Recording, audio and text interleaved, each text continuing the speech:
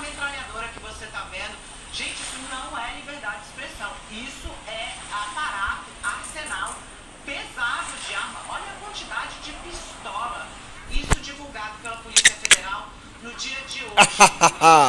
Aí vem aquele discurso de uma perseguição.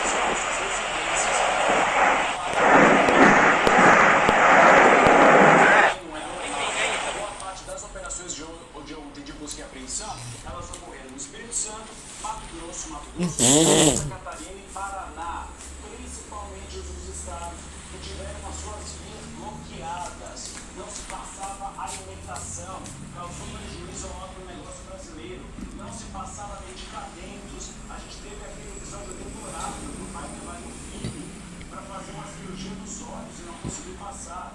Então isso não é pacífico.